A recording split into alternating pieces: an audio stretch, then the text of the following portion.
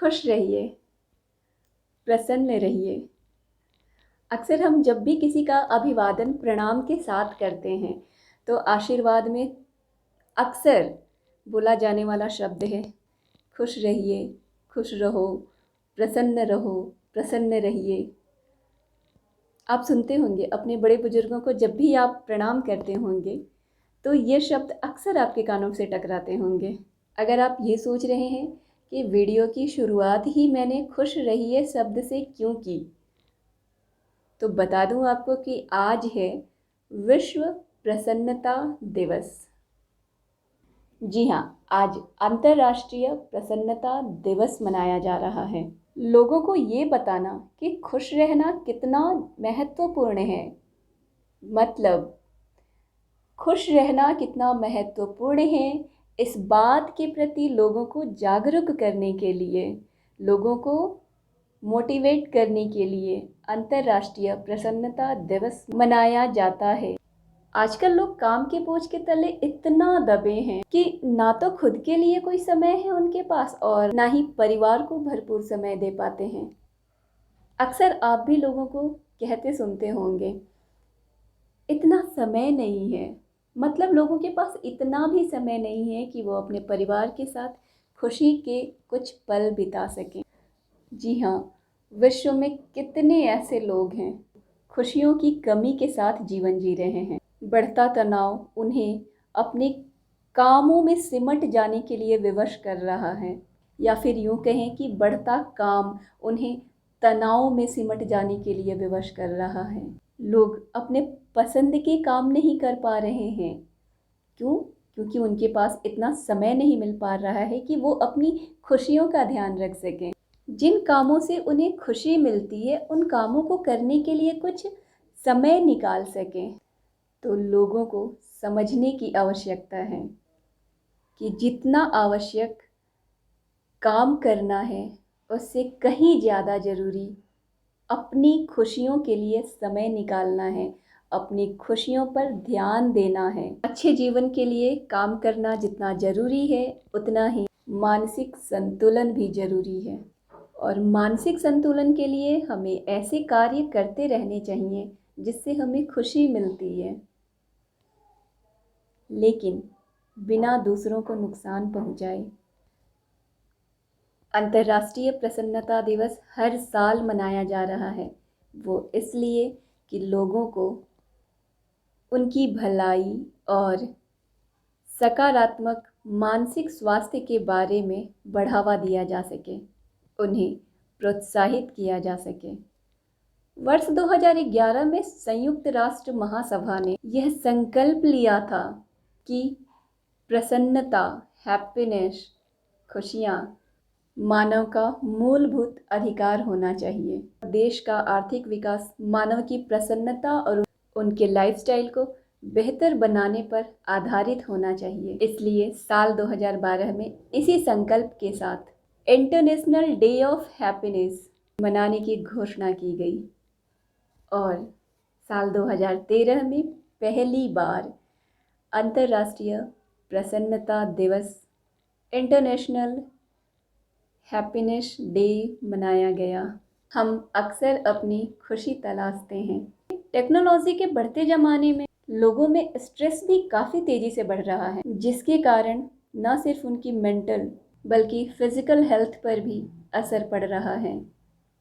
आपने अक्सर लोगों को कहते हुए सुना होगा कि हंसने से खून बढ़ता है, क्योंकि जब आप खुश रहते हैं तो आपके अंदर ऐसे हार्मोन्स रिलीज होते हैं जो बीमारी से लड़ने में आपकी मदद करते हैं और आपके दिमाग को तरोताज़ा और सही दिशा में चलाने के लिए आपका खुश रहना बहुत ज़रूरी है। वर्ष 2023 में अंतर्राष्ट्रीय प्रसन्नता दिवस की थीम है be mindful, be grateful, be kind. इस थीम के पीछे का उद्देश्य ये है कि लोगों को बताया जा सके कैसे कुछ एक्सरसाइज और आदतों के जरिए अपने आप को खुश रखा जा सकता है। अगर आप किसी मेंटल डिसऑर्डर, किसी भी प्रकार की मानसिक समस्या से गुजर रहे हैं तो आप वर्ष 2023 के अंतर्राष्ट्रीय प्रसन्नता दिवस की थीम के माध्यम से अपने आप को मोटिवेट कर सकते हैं, खुश रह सकते हैं और दिमाग को रिलैक्स कर सकते हैं। Mindful, be grateful, be kind. Be mindful मतलब अगर आपको स्ट्रेस या एंजाइटी हो रहा है तो बैठ जाइए, गहरी सांसें लीजिए और थोड़ी देर तक अपनी आती जाती सांसों पर ध्यान रखिए। आपको बैठना है, धीरे धीरे सांसें लेना और छोड़ना है और अपना ध्यान इन आती जाती सांसों पर रखना है। आप सोच सकते हैं कि आप इस क्रिया के बाद कैसा महसूस कर रहे हैं।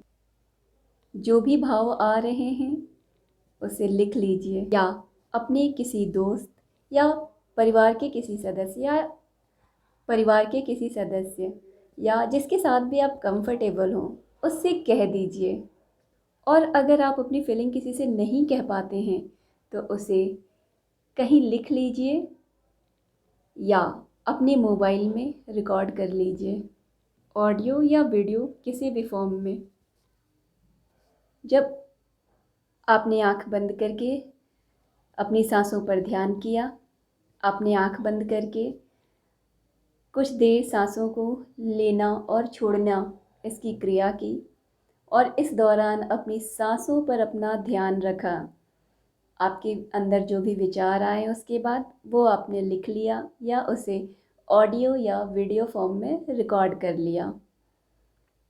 अब आते हैं थीम की दूसरी पॉइंट पे, बी ग्रेटफुल। अपने आसपास देखें और सोचें कि ऐसी कौन कौन सी चीज़ें इस वक्त आपके पास मौजूद हैं जिसके लिए आप आभार प्रकट कर सकते हैं। मतलब आप चाहे जितनी भी बड़ी मानसिक अवसाद से गुजर रहे हों, लेकिन कुछ तो आपके जीवन में अच्छा होगा, कुछ तो आपके पास अच्छा घटित हो रहा होगा और अच्छा नहीं घटित हो रहा है तो भी पीछे तो कुछ अच्छा हुआ होगा या कुछ तो अच्छा दिख रहा होगा, उस पर ध्यान दीजिए। और अगर कुछ भी अच्छा नहीं है तो मैं बताऊं एक अच्छी बात, आप जिंदा हैं। आप मेरी वीडियो देख रहे हैं, इस वक्त सुन रहे हैं। क्या ये काफ़ी नहीं है कि आप जिंदा हैं? क्या ये काफ़ी नहीं है कि आप जिंदा हैं? क्या ये अच्छी बात नहीं है? क्या इसके लिए आपको आभार प्रकट नहीं करना चाहिए कि हजार समस्याओं और मानसिक अवसादों के बाद भी इस वक्त आप जीवित हैं? अगर आप जिंदा हैं तो आप लड़ेंगे और आप दोबारा खुश होंगे। इस तरीके से अपने लाइफ के पॉजिटिव पॉइंट्स को ढूंढिए, उन्हें लिखिए। और थीम का तीसरा पॉइंट, बी काइंड, दयालु बनिए। देखिए, प्यार बांटने से ही प्यार मिलता है। आप प्यार देंगे नहीं तो पाएंगे कहाँ से। और प्रेम का एक गुण है करुणा, दया। जब आप दूसरों के प्रति दयालु होंगे तो लोग आपको सम्मान देंगे, आपको प्यार देंगे और इससे आपको अकेलापन महसूस नहीं होगा। देखिए, दुनिया में बहुत सारी समस्याएं हैं और चलिए ये भी मान लेते हैं कि बहुत सारी समस्याओं का कोई समाधान नहीं होता, लेकिन उन समस्याओं के प्रति हम कैसे रिस्पॉन्स कर रहे हैं और किस तरीके से रिस्पॉन्ड कर रहे हैं, किस तरीके का एक्शन या रिएक्शन ले रहे हैं, अगर इस पर ध्यान देंगे तो अपने अंदर की पॉजिटिविटी को बढ़ा सकते हैं।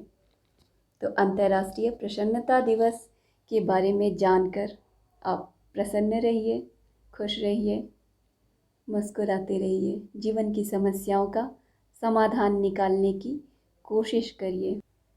भगवान श्री कृष्ण ने गीता में लगभग जीवन के हर टॉपिक पे बात करी है, उसमें से एक विषय प्रसन्नता भी है। गीता में बताई बातों को आप आत्मसात करके अपनी खुशियों को बढ़ा सकते हैं।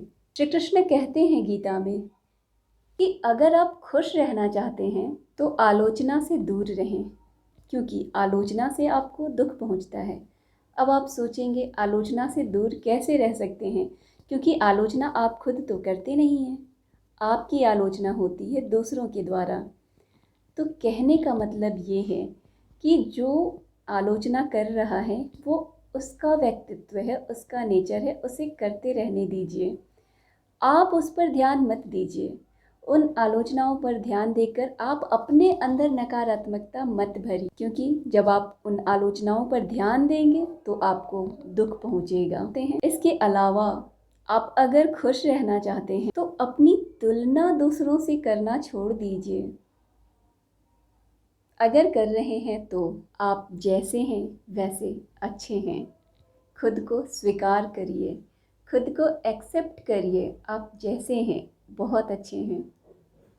अगर आप अपने आप को एक्सेप्ट कर लेंगे ना तो आपको दूसरों की कही बातों से कभी दुख नहीं होगा, आपको अपने अंदर कोई कमी नहीं दिखेगी। और अगर कोई कमी है भी तो आप अपने आप को एक्सेप्ट करके उसे दूर करने की कोशिश कर पाएंगे। भगवान श्री कृष्ण की बातें और वर्ष 2023 के अंतर्राष्ट्रीय प्रसन्नता दिवस का थीम हमें ये बताता है कि अपने दैनिक जीवन में ध्यान, कृतज्ञता और दया को शामिल करके हम अधिक सकारात्मकता जगा सकते हैं और पूर्ण मानसिक विकास में अपना सहयोग कर सकते हैं और हम अपने आप को चहुमुखी विकास की तरफ ले जा सकते हैं।